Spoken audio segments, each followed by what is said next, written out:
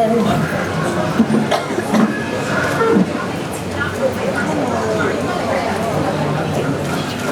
lovely to talk to you. Can you hear us? Your performance as Ah Tao in Anne He's A Simple Life was absolutely extraordinary, and as we've just heard, won you awards all over the world.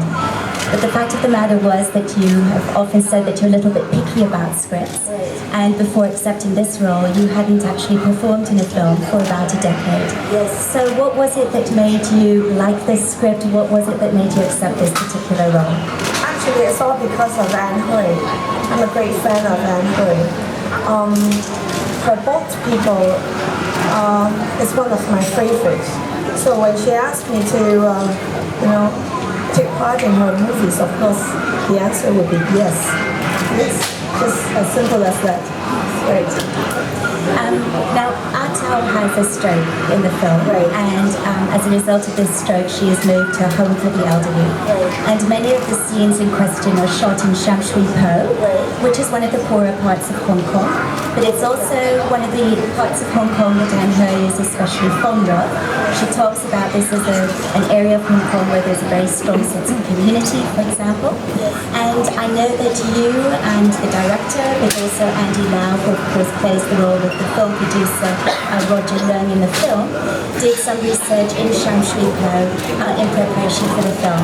So how did sort of doing this on-the-ground research in Sham Shui Po, how did that help you prepare for the role of Ah Tao?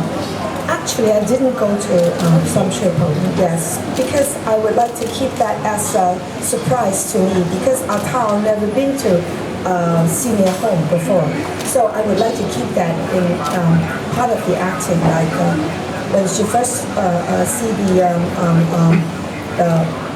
senior home, it was really a shock to her, actually, right?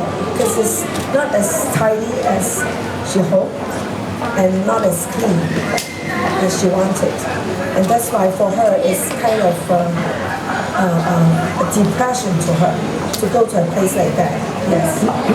But I did do some research about stroke, yes, because unfortunately a few of my friends' mother, they got a stroke about 3 years ago, so that's why I'm sort of understanding the reaction of a stroke patient. Yes, that's how I do research. Right. Yes, right. I wanted to talk a little bit about the acting style in the film.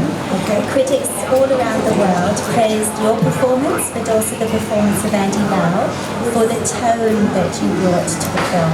Many critics said that both of you performed in a very nuanced way and in an almost understated way, which was very important because the critics felt that the story itself could easily have gone in a melodramatic or slightly maudlin direction. And I wanted to ask you about the performance style that the two of you achieved. You know Andy Lau very well. Obviously, you've worked with him previously. Was this an important part of being able to achieve this kind of performance? No, actually, Andy Lau and I are friends, quite good friends, but we're not really that close. But thank God that we have this beautiful chemistry in front of the camera. It's a gift, really is a gift.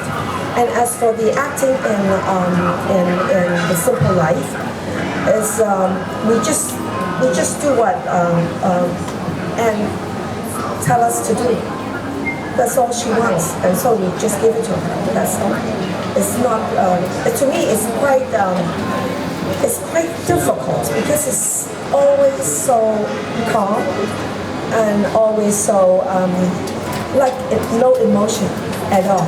Yes, for me, it's kind of difficult because I'm a very what do you call that? I'm a very hot-tempered person, actually. So, really got me, though. Yes. And as for Andy, all that he just became a father. Yes.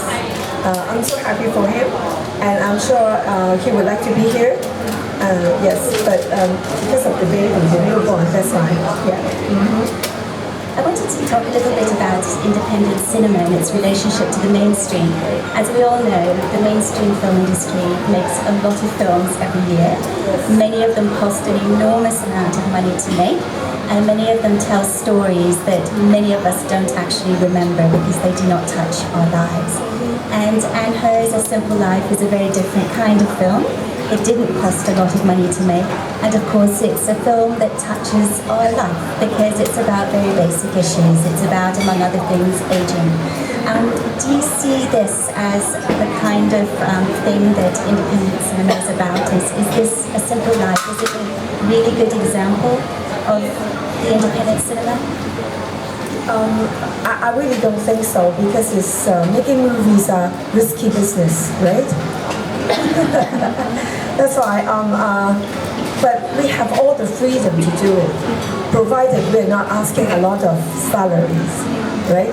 And but I think most of us would like to make quite a different kind of commercial film like the Hollywood, what they're doing. No, we don't want all that.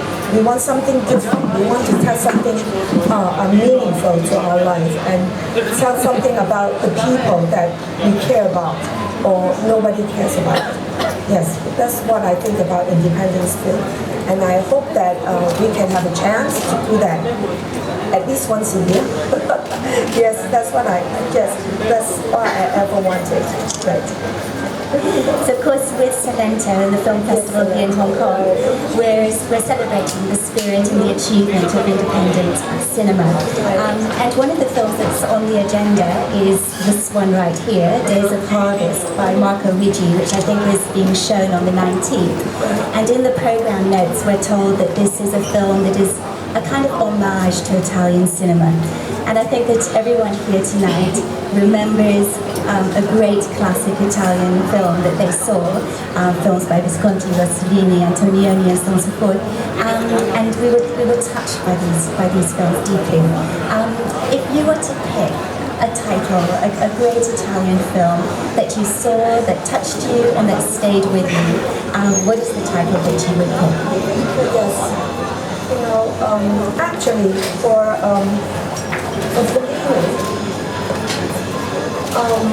the artwork is beautiful, but as for the story, I'm sorry, it's not my cup of tea. But yes, honest, I'm so sorry about that. But for the artwork, is the camera movements and the actings are great. But for the story, it gives me a bit far out, I think, surreal. Yes, that's what I saw. Oh, but this is a beautiful Italian movie. Yes, it's about this mental, a bit Down syndrome child. He's already 16. The first time he met his father, and they had a trip to the hospital about the treatment of his mental and physical problems. Oh, okay. The first attraction was Charlotte Rampling. I'm a great fan of Charlotte Rampling. But once I got this DVD, I loved it. I've seen it more than 10 times. I hope you all should, should go and have a look at this one. This is really great. Of course, this one. Who wouldn't like it, right? So, and this is one of my favorite. I think I've seen it about 100 times. This one. Yes. The music was beautiful. Yes, so these are my picks. Good picks. Wonderful. Thank you. I have one last question for you. In interviews, you've said that you are thinking about maybe directing a film. Yes. And I'd like to hear what sorts of stories do you want to tell, and why are you interested in moving from being in front of the camera to being in the director's chair? What does that bring?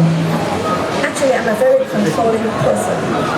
I like to control everything, actually. That's why being a director is the right thing for me to do. And I would like to do a documentary about sick people. Because after Simple Life, I think there are a lot of people that they got sick they don't have the chance to say something like "Let me die." You know, that's what I wanted to tell them, tell the world that we should have our dignity to die instead of just lying there and moaning and things like that. I think it's kind of sad, but it's so true that we should die with dignity. Yes, that's what I wanted to tell them. Thank you for your wonderful and Thank generous you. answers. Thank you.